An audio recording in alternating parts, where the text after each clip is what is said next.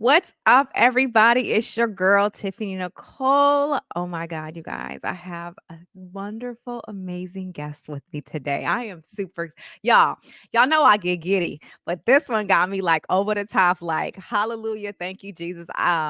I'm so happy that he made time for me. He is an amazing author, you guys, and he is speaking all over the world and he is changing lives, y'all. And I love people who are changing lives because I'm changing lives. I have Ian Manuel on here right now today, you guys. And we're gonna just dig right into this conversation. And he is gonna be transparent. He's not gonna keep nothing back. He's gonna make sure he talks to all the moms, drop some gems, and most important thing, y'all, he gonna give us some poetry, y'all. Yeah, Yes, look yeah. at God. Welcome, Ian. Welcome to Locked In with Tiffany Nicole. How are you today? Oh man, thank you for having me, Tiffany. I'm happy to be here at Locked In with Tiffany and ready to drop some jewels, man, and be transparent as possible to your you and your audience. Yeah, so let's dig right on in. So, how long were you incarcerated? I was incarcerated from July of 1990 to November 2016. So 26 consecutive years from age 13 to age 39. Woo! Yeah. 13. Yes, man. 13. Y'all hear that? 13 years old, he was incarcerated. I just want to know. So I also I have your book with me. Yes, my time will come. As you see all the little Oh, yeah, a lot of notes, a lot of notes. well, at least you know I'm ready. I'm prepared. But you Yeah. guys have to get this book. Oh my God. My time will come, and baby, your time has come right now. So, oh my Yeah. God. So, what made you write this book? Wow, that's a great question. I even while I was still incarcerated, I started writing the book while incarcerated, Hmm. and I just felt like I had lived a life that was a very unique and worth sharing with the world. I felt like so many people could benefit from hearing my story. I felt like I was inspiration, and this is even before I got out of prison. This was just me like halfway, a little beyond halfway in. I was like, you know what, man, I've survived some incredible obstacles and odds, and I'm still alive. I'm still healthy. I still have a sound mind. I think maybe I start documenting my experiences to share with the world, so that I think some people could benefit from it. So that was the gist behind writing my book. So when you said the word survive, because that you really did, because at the age of 13 and you were in solitary confinement for over 18 years, is that correct? Yes, for 18 consecutive years, I was in solitary confinement. That is correct. You can read about it. I have a New York Times op-ed article that actually just happens to be sitting right here in front of me. Uh, Woo! Ian Manuel, Yes. 18 years in solitary confinement. I mean, it's not something that either I am proud of or the state of Florida should be proud of, because I was placed in solitary confinement at the age of 15, and I would remain there until the age of 33. So yeah, that is actually very, very much true. What made them want to put a 15-year-old young black male in solitary confinement at the age of 15? Well, great question.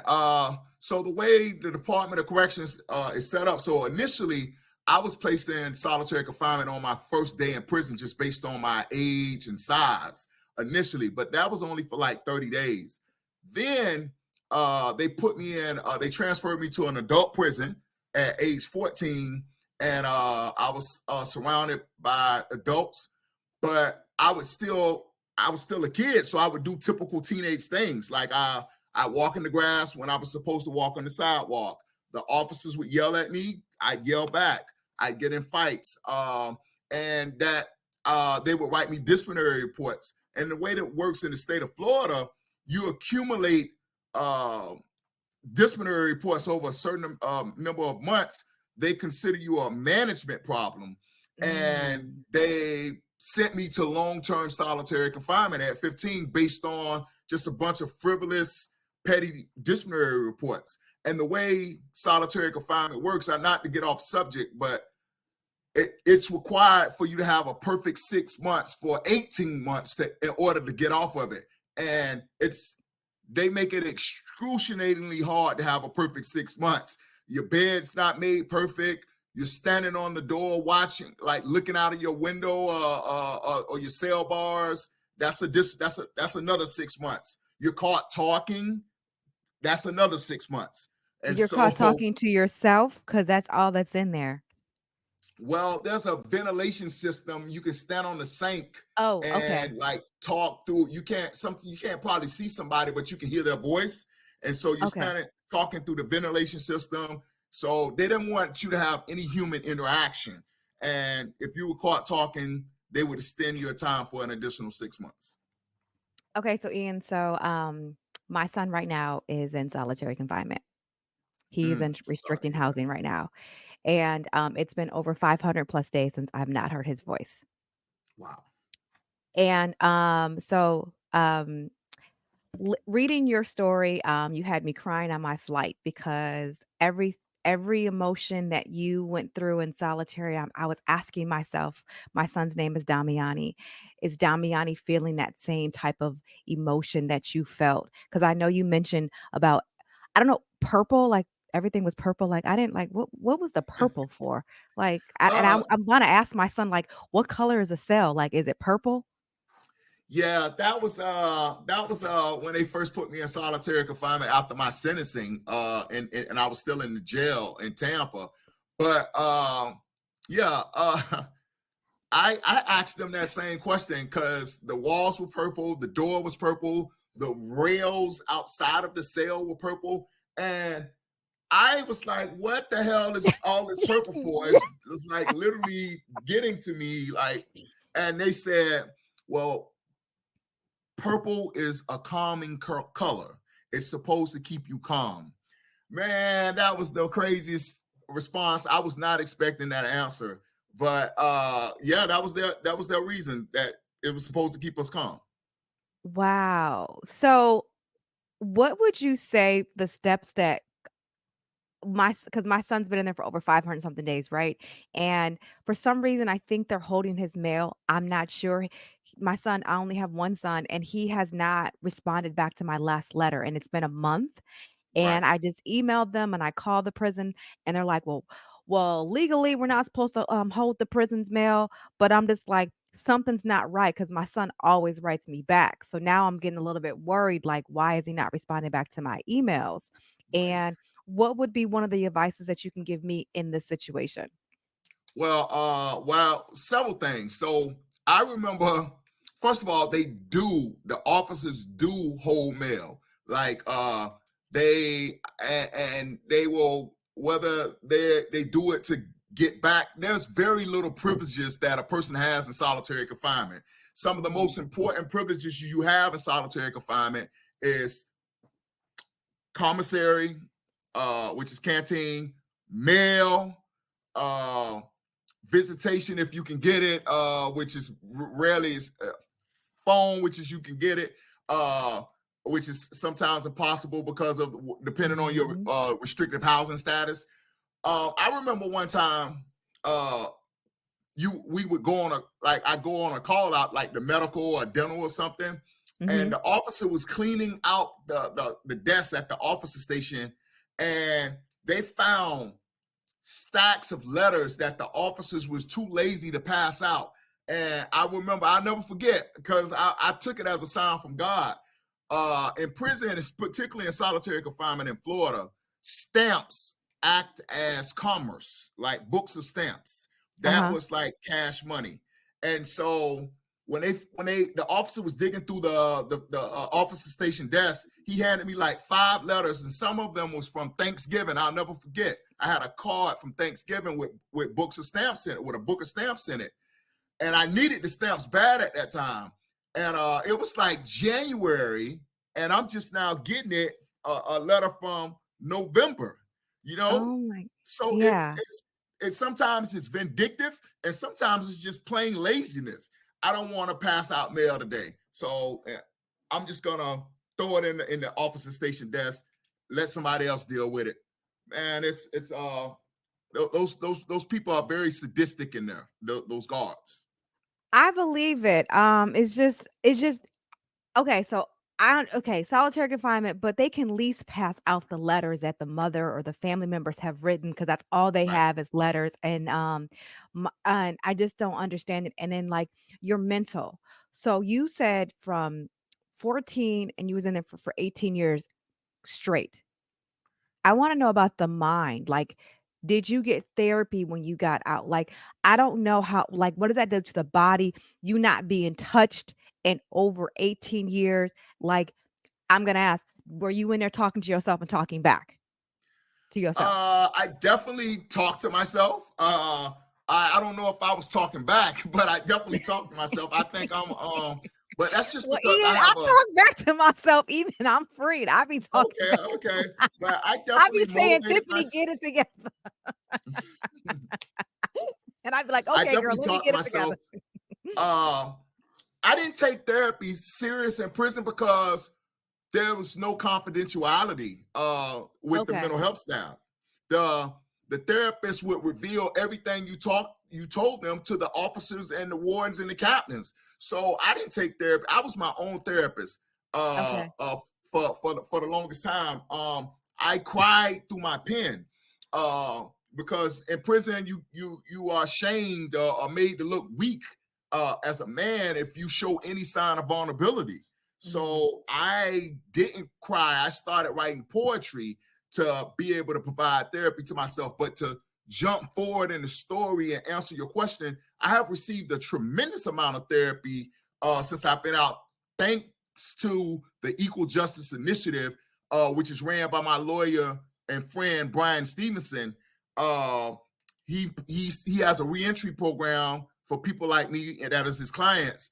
And he's a strong believer in trying to treat the trauma that a child or a client has received at the hands of the Department of Corrections. So he sent me to they sent me to a intense therapeutic program in uh, Phoenix, Scottsdale, Arizona, okay, and it's called Psychological Counseling Services. And it's a 3 week. It's a 3 week. Well, it's actually a week program, but I was there 3 weeks. It's 12 hours of therapy, 7 days a week, from 7 a.m. to 7 p.m. oh, Very, that's very intense. intense. Right? You took the words out of my mouth. Very, very Wow, intense. And the type of therapy they provide equine therapy with horses. They provide psychodrama therapy where you reenact your childhood trauma with uh, different staff members and people that's actually there being treated. Someone will pretend to be your mom. Someone will pretend to be your grandmother or whoever this person, you know, whatever trauma that you had, or was it a correctional officer that did something to you? You reenact that, right?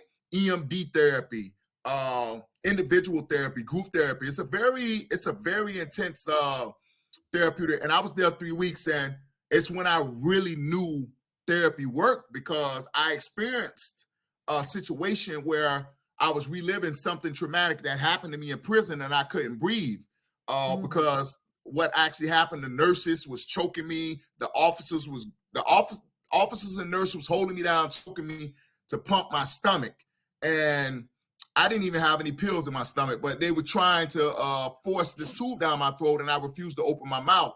But long story short, I relived that, and I couldn't cry then. But I remembered it, and I was couldn't breathe in my therapy session, and I asked the therapist for some breathing techniques to give me so I can get my breath back. And the right. therapist said, "No, Ian, I'm not going to give you any breathing techniques. I want you to face what you're running from. I want you to face what you're running from." And so that's what I did. I took the time to look at that young man on that gurney strapped down being choked, and I cried for him. I cried, and my breath immediately came back. And that's when I Wow. really knew that therapy actually worked. Wow. So with the horses, what did the horses do? Because you said you did Well, there the was horses, that's a great question. I am petrified of animals. I'm trying to Yes, stay back. dogs. I know you said you don't like I was reading your book, you don't like dogs. You still don't like I'm, dogs? I'm scared. All right, right, dogs, because the police used to turn the dogs loose on me in the neighborhood and stuff. So I'm Okay. not big on dogs. But I just had this fear that if I got behind the horse, that he was going to kick me, right? Oh, So okay. so I stayed on the side of the horse. The horses are supposed to provide, I sort of like the purple cell, a calming effect, like rubbing the horse and having the horse Oh, be around okay. you. Yeah, that's what Okay. that was about. Okay, okay. Wow, because I was thinking, like, when my son gets out, he's probably gonna need therapy. Right, I know he's gonna need therapy, like, he is a very, I don't know, he likes to talk. So by him right. being in there for over 500 plus days, I know mentally it's doing something to him. And now that they're holding back my letters, and he's not here, and I don't even know if they're mailing out his letters to me. Right, they do that. They play games like that. So you asked me what you would do. I don't know about the California system, but He's in Illinois. I'm very He's in Illinois. prolific. Huh? He's in Illinois. Oh, he's in Illinois. Okay. Um, I I believe all systems work the same way. Like Mhm. they're there to oppress and Yeah. make it as difficult as possible for people on the inside and the outside to stay in communication. They do it to deter you from Mhm. communicating with your loved ones. But I would go to they hate when you go to they like to try to keep things in house. So when you email the warden and whatever, they I go outside of the institution themselves. I email complaint to the regional directors. I email complaint to the actual secretary of the Department of Corrections and let it have a trickle down effect. And Okay. why is what's going on? Because they have to answer it. And I'll tell you this: when things got so bad for me one time in solitary confinement, this was actually what changed. I would recommend. Oh yes, I think I can help you right now Okay. because you just told me your son was in Illinois. When Yes. I was in solitary confinement, I reached out to my United States Senator at the time, Bill Nelson, right? Right. Uh, and Bill Nelson, we could talk later about what was all the contents of the letter, but Bill Nelson took. I was complaining about, sir. I've been in solitary confinement since I was 15. These people, I've cut myself. I've hurt myself in so many ways, and no one's doing anything about it. My mental health is starting to deteriorate, and I think, at the end of the day, I'm still a United States citizen. I Right. say you shouldn't treat a United States citizen, particularly a child, this way. Someone that was a child growing up in solitary. Man, he got that letter. He sent it to the Secretary of the Department of Corrections, and it was like a bomb went off, and they went to jumping through hoops to act like that they were doing everything they could to help me. So my tidbit of information to you would be, and you have a U.S. senator in Illinois by the name of Dick Durbin. Okay. Uh, Dick Durbin actually is very extremely interested in solitary confinement. And the reason I know this is because when I was in solitary confinement, I testified before a U.S. Senate committee electronically. My social worker at the time, who was hired by Brian Stevenson, Mariah Morrison, uh, took my testimony about how long I've been in solitary confinement, submitted it to the committee that was reviewing solitary confinement in the United States, and they afterwards President Obama signed a presidential order saying that juveniles can no longer be kept in solitary confinement at the federal level. At the Okay. federal level, they can still do it in the states. You got to realize there was not a lot of uh, juveniles in federal prison. You know what I'm saying? Right. And so what made you be like, okay, at what age were you when you said, you know what, I'm going to pick up this pen. This is the situation. I'm in solitary, but now I'm going to turn it around and make it into something even better. And you picked up the pen and you Well, started I'll writing be poems. honest. I mean, I've always had a gift with writing. If you read my book, My Time Will Come, you'll see that even in Catholic school, in the early grade Yes. school, that I was getting awards for reading and writing. Hmm. Um, but I it's got to a point where I used to write raps a lot, but someone sent me Tupac Shakur's book, The Roads That Grew from Concrete. And when they sent me that book, at first I was like, oh my God, because I was crazy about Pac. And I was like Hmm. ready to dive in to see. Actually, I got the book around here right now with me somewhere, but I was ready to dive in and like try to see where if something could spark my creativity. And I'm gonna be honest with you, that was a bit of a letdown when I read the book because I didn't. It wasn't the same boom. It didn't hit you. The poems didn't hit you with the same power that the raps hit you with. Okay. Now, granted, he wrote those raps he wrote those poems when he was in high school. So he evolved as a and had different life experiences and he became better at his craft. So what I did was I started rewriting Tupac's poems, and I started like reading them on the vent, reading them under the bottom of the door, letting people hear them, and they were like, "Oh my God, this is the best thing since sliced bread."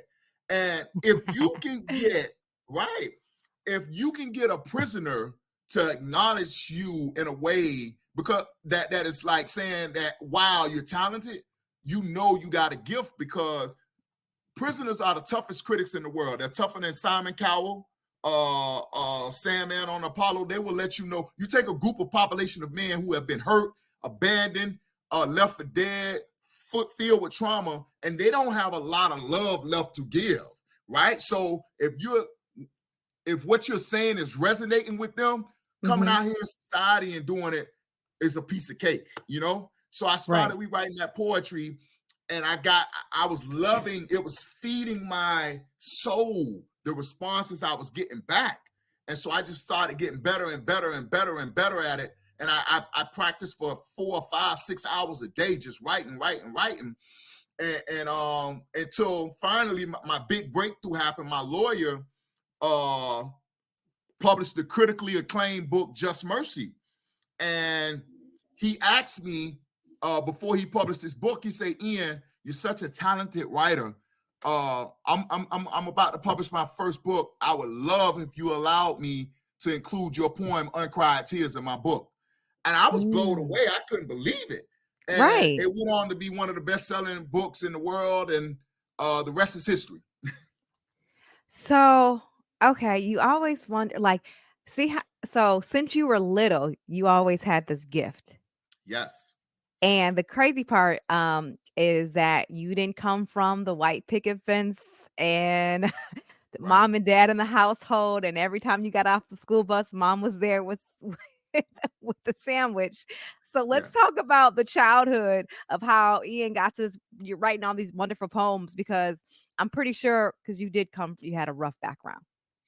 Yeah, it was my grandmother that was there at the bus stop waiting on with the sandwiches. My grandma Linda. Uh, my grandma Linda gave me the love that I'm still searching for that type of love because that was a beautiful uh, a human being, and the things she did for me as a child, I'll always be grateful for.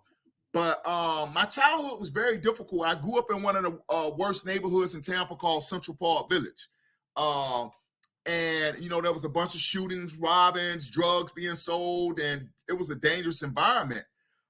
So that was my introduction to life. But I always felt different. A lot of my homeboys that I grew up with right now, they tell me, Ian, you're the chosen one, man. Out of all of us, you was the one that was meant to make it, man. Uh, you assured God had his hands on your life. And I believe that God gives, as I tell people doing my public speaking, God gives each and every one of us a gift. Some of Yeah. us more than others, right? Yeah. Um, Yeah. And I just believe my gift is one of my gifts is the ability to compose words in ways that move people. But back to my childhood, growing up in Central Park was difficult. But even at an early age, as you can tell from my book, I was thinking outside the box. I went downtown at 11 years old to find employment. Um, Yes. and Like, you ended were up getting 11 years old, like, what makes you think like that at 11? I just did. I wanted money of my own. My grandmother had moved to back to Georgia, and I just always thought differently, man. I ended up with a job at the YMCA at 11, off the records because they technically weren't supposed to hire children. Right, But right. between me and you and the world, I literally was getting paid to clean exercise bikes, clean the windows, and then start to chaperone other kids on field trips. Um, yeah, man. I just always had this entrepreneur, go get it type of spirit. You know what I'm Right. saying? That into my adulthood. Where do you think that And came from? I don't know, man. I'm just talking about my mother. My mother would look at me sometimes. We had a tumultuous relationship, me and my mom, Okay. but she would look at me sometimes and say she did instill some good things in me. She'd say, "Boy, you've been here before." Like I would say something that would be so astounding to her, or do something that she say, "Boy, you've been here before." But she also say things like, "Ian, you're brilliant. No matter what, don't never let them take your mind." Right. So those were the Mm. good aspects that fed my spirit. But she would also say things that would hurt me to my core, like, "Ian, the more I teach you, the dumber I get," or uh, talk about my dark skin. There was a time uh, growing up in the '80s that being dark skinned was looked down upon. You know what I'm Right. saying? Uh, and that stayed with me. So I created this shell and this mask, this perfectionist performer type of personality that that really carried me on through my life, and it's actually still in me when I get on the stage right now today. I know your mom has passed, but what do you think she would say of to you right now? That's a great question. I asked, some of my mother's friends have come to see me perform. Uh-huh. Um, and I asked them, or I put something on Facebook or Instagram and say, "I wish my mother could see me now," and they said she'd be so proud. And I really believe that. I believe that she would be so amazed that this her little black baby boy from Central Park Village has accomplished so much and transcended the little neighborhood. A lot of people can't think past the corner that they growed up on and stand in front of every day doing the same thing. Sometimes I go home to visit Tampa and I see guys. The corner, our neighborhood was knocked down and remade into condominiums and stuff.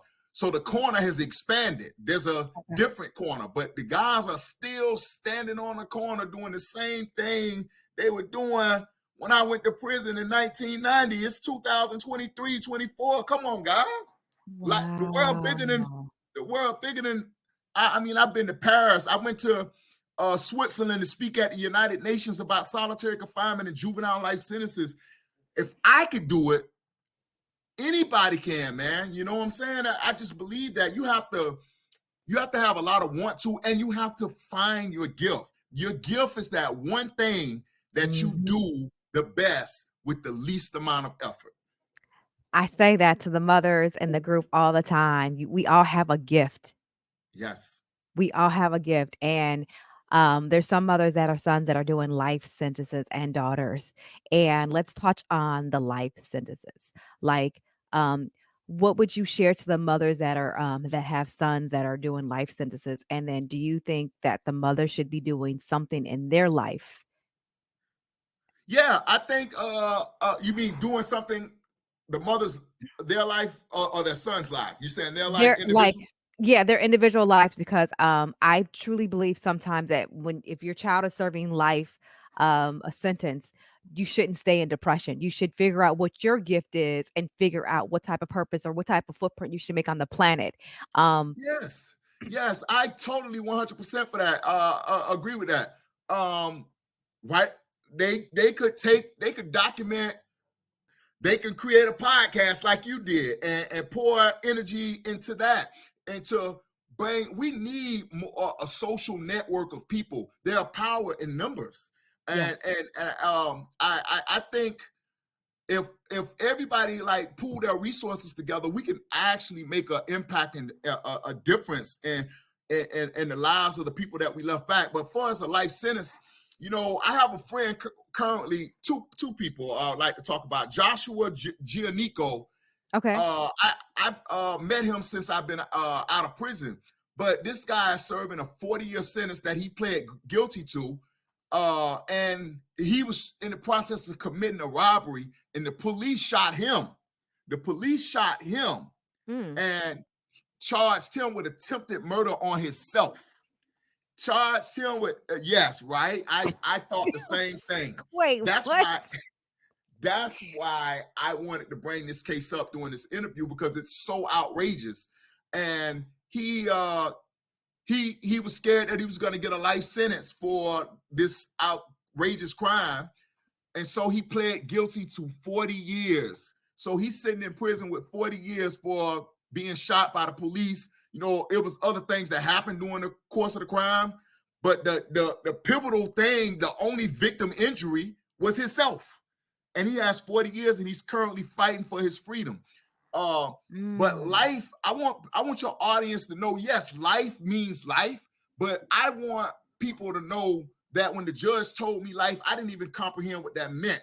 I Right, was because a you were kid, 13, so right? 13 when he right, told you that? Okay. yes, and I didn't know what the heck life meant. So, but once I did find out what it mean, which was years later, I didn't accept that to be factual. Like I Okay. did, man said that. God didn't say that. You You better know, say it. You better say it. man said life in prison, you're gonna die in prison. And and I think this is a quick segue into one of my poems, My Time Will Come, that I want to share. Go right ahead. Because Yes. this poem is the epitome of self-belief, of things unseen, of believing in yourself and having faith and manifestation. And I want to share it with you and your audience right now. And it says, I promise you, the brunt of my oppression has a purpose. And this same person that you persecute will one day be worshiped. Though I stand before you bare-chested and shirtless, with my soul and emotions naked, just wanting to be nurtured. Yeah, despite the desperation, desertion, and hurting, my time gonna come. Though I compose this poem not knowing if I'll ever be able to perform it in an auditorium, I do it with the faith of a poet who believes he was born to do it, like an acorn caught up in a storm, flung from the branch where it was born. You can only hold me back for so long. My time gonna come. Despite the difficulties and disappointments, my determination remains undaunted. Though the waters of my tomorrows are deep and uncharted, the buoyance of my character will float unwavering towards them, like a song written yet unrecorded. My time gonna come. Though you wrapped me in chains and sprayed me with chemical flames and did all of the things you did that add to my pain, my circumstances will change. I believe this with the depths of my being, that as long as this world continues to spin, it cannot end until it's been enjoyed by Ian. Remember this day, because things won't always be this way. My time gonna come. My time gonna come against all conceivable odds. My time gonna come. Thank you. Wow. Yes. Thank you. Oh my God. My time. You gave me chills because I was thinking about my time will come and then my son time will come, man. And they Exactly. sprayed you. Oh my God. Yeah, it's you don't know where to go with that. I usually say the poem. That's how I close my presentations with that poem. But we can get back on No. track. No, it just when I did that, because it just makes me feel like you were sprayed and everything that happened to you, it just makes me feel like, I wonder if it's happening to Damiani. Right, right, exactly, And right. listening to your poem, "My Time Will Come," and his time will come, where he would shed light on how they I treated believe that. him. I believe that. I Yeah, believe that. because We one of met his for a yeah. reason. We met for Yeah, a reason. I'm we d glad I can help you in many ways, and we should stay in touch because this is a movement. This is not like a one off, man. This is a movement. God helped me survive and get a second chance for a reason. Like I told the judge at my resentencing, he's like, Mr. Manuel, what are you gonna do with your life? I said, if I can go out, I'm going to go out here and I'm going to share my story and inspire others. If I can reach one person, and I've reached hundreds and thousands so far, if I can reach one person, then none of this would have been in vain. And I don't, as much as I hate what my experiences were, they shaped me and gave me a life to offer something to others. So I wouldn't change a thing. I wouldn't change a thing. 'Cause the devil mean it for your bad, But but God will God make meant it it for for your good. good, Yes, and that's ma'am. what I want you to talk about with the mamas having a child in prison. Let them know that, 'cause mamas women, we you already know how women, we so emotional. Y'all men, y'all not emotional. But I think sometimes us mothers get so caught up with our emotions, like, "Oh my God, I miss my child, I miss my child." But I feel like sometimes God is shaping our sons and daughters while they're in prison. Yes. Yes, you gotta look. The story, my favorite story in the whole Bible, and I really related to this guy so much, was the story of Joseph. Uh the way he was cast away, and he told people, he was telling his brothers at an early age that you guys are gonna like need me, and I'm Mhm. actually unique and I'm special. And they like, what? Are you crazy? Yeah. And like how God raised him up out of prison, how Out of the God pit. raised him up Yes. out of Yes. prison to be this shining light and to help save his family from famine, Yes. from famine.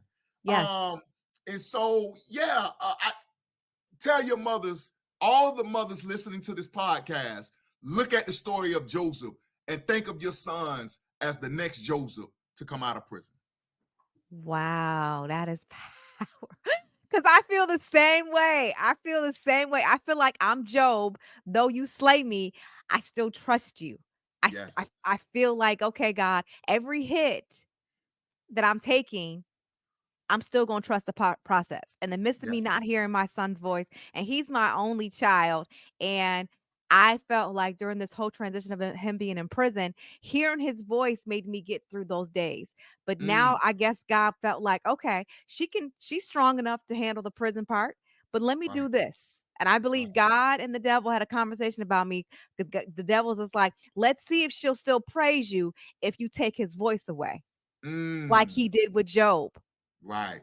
Like, let me Right. see if I take away your family, the money, everything, and Mm, let's see if Job is still gonna praise you, God. And Job right. still end up praising God in the midst Yes. of all the tragedy. And I feel like that's where I'm at on this journey of my life with having my son that's in solitary for over 500 plus days. And that's resilience. That's resilience that you have within yourself. You can't, mothers with sons in prison, another thing, we need to see you guys being strong, because if we see you breaking down, crying and showing weakness, and like it hurts us, because first of all, we feel like we put you in this position and we're adding suffering to your life. We're not looking at it that the system is doing it, that we're doing, that we did that to you. And we look at you guys as our rock, and we need you to be strong for us so we can stand strong and be strong for ourselves as you as well. So you just constantly reach out to your sons, even if you feel like they're not getting the letters. I don't know if Illinois has the email system like other prisons do I with email security. honest today. That's So, good. That's a good start. I'm glad they responded. Yeah, yeah. And that goes over well. You gotta fight. You gotta continue to fight and not just accept whatever your son's situation may be. To all the 7,000 mothers following you on Facebook, like, continue to fight. We as children need to see our parents have our backs, and so continue to fight, and do not just accept it as, well, oh, that's the way it has to be because the system says it. No, it not. You can offer some pushback, and I just gave you one with emailing and Dick Durbin. yeah, and then you have another person you want to mention that has a life sentence, right? You mentioned first was Joshua, right? Was Josh? Yeah, yeah. Joshua. I just have a whole. I have a whole host of people that I left behind. I specifically wanted to miss Joshua because mention Joshua. The other person is the actual case is this case is out of Alabama, and he's represented by my lawyer as well. His name is Evan Miller, and Okay. he has his case went to the U.S. Supreme Court because there was he was a juvenile that uh, uh committed allegedly committed a murder, and but he was a juvenile, so the United States Supreme Court said you can no longer just give juveniles life without parole, without going through a certain process to determine if the life sentence was necessary. Hundreds and hundreds and hundreds of people have been released based on this new law, versus Miller versus the state of Alabama, out of the Okay. United States Supreme Court. Hundreds of people on this landmark case has been released, but Evan's still in there. Evan is still locked up in the state of Alabama, and he's the one that opened the door. So I wanted to share that information and to, like, still beat the drum of freedom to try to get him out. And because you see people like me who Mhm. was given a second chance, and the impact I've made in the short 8 years. November next month makes 8 years I've been out of prison. It's my freedom anniversary next month. Wow. And And you know what 8 means, right? what 8 means? 8 means, new beginning. Oh, wow. I didn't know that. 8, the number 8 means new beginning. Oh, wow. Wow. Well, it'll be 8 years. Hey, and you might be right because I got out of prison. I got out of solitary after 18 years. New Right? beginning. Oh my god, yes. I got out of Yes. solitary after 18 years. So, yeah, Yeah. eight new beginnings. Man. You came here to learn from me, and I learned something from you. I know, We I teaching know. each other. Yes. Oh my god. Because now you okay, so do you go around all the prisons and speak to the prisons regarding life sentences and juveniles getting life sentences? Because they're no longer giving wait, I don't know. You can tell me. Are they still giving life sentences to people that are 12, 13 years old? So it varies. In the state of Florida, the law that sent me to prison is still on the books, and the law says a child of any age that's indicted for a life or death felony shall be treated in every respect as if he were an adult. So what that means is you could be 5, 6, 7, 8, 9, 10 in the state of Florida and still technically be tried as an adult to be sentenced to life. The difference is now they have to do a whole bunch of considerations and hearings, and there's more protections in place. But they can still give you life if you killed somebody. If you didn't kill nobody, but they're being slick. They can no longer give you a life. But guess what they can do? They What? can give you a term of year sentence that very much equals to life, like they did initially after the United States Supreme Court overturned my life sentence. The judge gave me 65 years in place of the life sentence initially. 65 years is still just that's me dying in prison. That's still you dying in yeah, it is. So they're being slick about it, but thankfully God said, no, I want this man out. And they Thank ended up God. 5 years later giving me time served. And that's how I was released in 2016. But yeah, man, it's a very crazy process. So they can't give you life if you haven't killed anybody, but they can try to get as close to life as possible.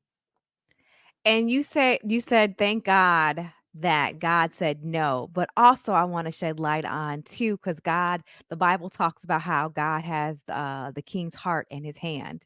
Yes. And God had Debbie's heart Yes. in his Yes. hand. Yes. Yes. And you Yes. guys have a great relationship, I see. I saw the YouTube link you sent me. Yes. And do you want to, I would Yeah. love for you to Yes. share on that. Debbie. I mean, I took the initiative to do something that most people wouldn't have done. How about Uh, nobody we, ever, how about nobody ever writes the person, the victim? You wrote the exactly. victim. I I don't think picked no up. one's ever wrote the victim before. Right. I took the initiative to pick up the phone. Again, I that was just another instance of me thinking outside the box. You like, I wanted to do. I always. I'm a big dreamer. I have lofty aspirations and goals. Uh, they're currently in the process of trying to make a documentary about my life. So I might end up in Cali, hopefully for some awards. Yeah, But at the same time, I reached out to Debbie because it was on my. I wasn't raised like that. I wasn't raised to hurt people. I wasn't. right. My mother and grandmother didn't raise me to shoot guns and rob and steal. Now let's So tell people who Debbie is. Debbie is the lady that I shot during the commission of a robbery with three older teens who had encouraged me to commit this robbery and gave me the gun. Debbie was the lady that was shot in 1990 in July on July 27th. Um, like a year later, I was in prison and I had all of my legal work scattered out on the table, and I seen her name, her address, and her phone number in the police report, and I just got the idea. I'm like, you know what? I'm gonna call this lady Collect. I'm gonna call this lady Collect, and like not I just thinking, want to pause on that. So I just want y'all to hear this. He calls Debbie Collect and remind y'all he shot Debbie and he decided to call her Collect and she accepted the and collect. she accepted the call. Right, right. How wild is that? That is wild. That's some for real forgiveness right there. Jesus. Yes, yes.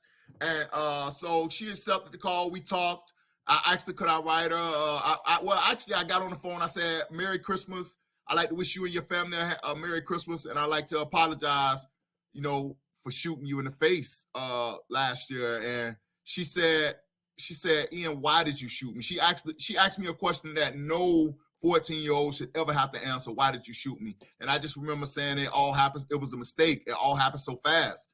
And then we talked for 15 minutes. The phone turned off. I asked her, could I call back? I don't remember much about the second conversation Yeah. except one part. And that was, can I write you? And she said, yes. And we started corresponding. That is a miracle.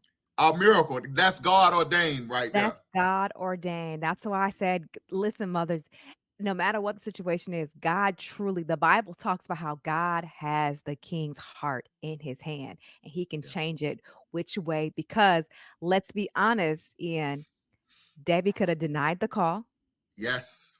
Debbie could Yes. have rejected Yes. everything. Yes. And then on top of that, Debbie spoke at one of your hearings in the book I read, Yes. Yes. Yes. and she talked about She's how forgiveness. Yeah, she talked about forgiveness, and she mostly was on the media telling. She went to the Today Show and all of these shows telling them that I should be released from prison. She spoke at my initial sentencing hearing, and in 19 back in the early 90s. But after that, after we started corresponding, she would go on all these high profile talk shows trying to, advocate on my behalf. So I'll be forever thankful for that. Because she didn't have to do that. At all, she didn't, and no one forced her to do that, and it was just because of a pure heart and her love for forgiveness that she did that. Yeah, that's like I just wanna say God bless Debbie, if you listen and if you decide to listen to this interview, I just wanna say may God bless her Yes, because God bless her. she didn't have to, and that says a lot about who she is as a person. And if Agreed. more people were like Debbie on the planet. The Like, planet would be a better place. man, like, forgiveness is huge. And I Yes, know it that is. was like I know her family and friends like, "Why are you forgiving this person?" I'm pretty sure she Exactly. had a lot of backlash She from did. all of that, They called her crazy and all type of stuff. Yes, yes, agreed. and just God I just wanna just God bless her for that. I just literally wanna tell Debbie God bless her for I that. agree. I agree. And I just think your story is remarkable, like, being in solitary confinement and you people do I live in Los Angeles, so there's a lot of homeless people here, right? Right. And I'm pretty sure some people probably were in jail and prison. Your life coulda went another direction too. You could have been, let's say, mentally unstable. Yes. Yeah. At Like, the can you just least. that's what I'm saying. 18 years you was in your book, you said 8 by 10 cell, correct? Yes. Very small cell. Very small. Y you coulda came out let's crazy. Yeah, yeah. No other way to put it, man. God had his hands on me. God had his hands wrapped around me and my mind. And I was very resilient. He instilled something in me at an early age, and I was just able, you know, by me, I truly believe by me going to solitary confinements at such an early age with a childlike imagination, it really Mhm. helped me because my mind hadn't fully been formed yet. Developed yet. You know Right. what I'm That's saying? So right. I could That's true. dream in the cell and dream and it's a thin line between dreaming and schizophrenia. And I seen people go over that deep edge of schizophrenia in solitary and not come back. You know, Right. I was able to dive into the depths of my imagination, but like a fish come up for Mhm. air of that and breathe the air of reality and then go back down again. Right. Uh, some the people that developed schizophrenia, they went down under that water and just never came up for air. So, the judge, have you spoken to the judge since? No, no, I haven't. No, Has I haven't. anybody from the prison reached out to you to say anything? Yes, a lot of people from the prisons. I still advocate. So I use my in the Florida Department of Corrections. I am an icon. I am like the epitome of. You the Jay-Z, nah. I'm the Jay Z, Tupac in Florida Department of Corrections for real. That's what I'm talking about, Ian. That's what Yeah. I'm talking about. You better say it. And so people, a lot of officers and staff members, they reach out to me but I try to use my position to help others. Like I know people that were correctional officers that now are in positions of power within the Department of Corrections. So I'll reach out to them when an inmate is when a prisoner is having a problem, being abused, not being fed, has a medical issue, and I use my stature to like, hey, y'all need to check on this. Y'all need to fix this before I report it to the media. You know what I'm saying? Right. And they know who I am. They know what I bring to the table. So they they they try to do the right thing when I get involved. So I'm thankful for the Florida Department of Corrections actually trying to make some corrections when I bring things to their attention. That's good. That is so good. So now that okay, so with the poems, so when you were in solitary confinement, did you have like a book and you were just kept writing? Like they didn't try to So take your poems away from you, anything like that? yeah, they I mean, it's difficult. It's funny you should say that because Harvard purchased my archive of all my prison writings, and yes, they purchased my poetry, just the Check. physical ownership. I still have intellectual property rights, but Right. they purchased all my. So if you ever doing journalism or Uh-huh. investigative reporting, you could actually go to Harvard and pick up One the of your poems poems. I wrote in solitary confinement and touch them and read them. And So they it's actually have the physical paper that you wrote almost yes, 20 something years ago. yes, yes, Wow. Okay. yes. Okay. Uh, yeah, my poetry. And I still remember one of the first poems I wrote about solitary confinement. And this is the one that really resonated with the prisoners that was in solitary confinement. I want to share it with you before we wrap up. It's called Genie in the Bottle. It says, I'm the genie in the bottle the world has forgot. They put me in this abyss and closed up the top. I was a little boy when they did what they did, but time continued to tick, and I'm no longer a kid. My mother is dead, and so is my father. I've been abandoned by family while trapped in this bottle, but I hold on to hope that someone will open the top, answer my prayers, and help me out. Sometimes people pick up the bottle and put their eye to the hole, but instead of compassion, acting different and cold. I suffer sensory deprivation, a lost sense of direction. There's no mirror in this bottle for me to see my reflection. They say being lonely and alone are two different definitions, but it's only me in this bottle, so I fit both descriptions. What I need is a friend, someone to extend a hand. It could be as simple as picking up a pen, someone who cares, accepts me for who I am, my magnetic personality, and my baggage from the past. Someone who helps heal the sorrow, will work on building our tomorrows. Someone who refuses to leave me to die in this bottle. Thank you. Wow. That is amazing. Like, God is using you, and I'm so grateful that you are,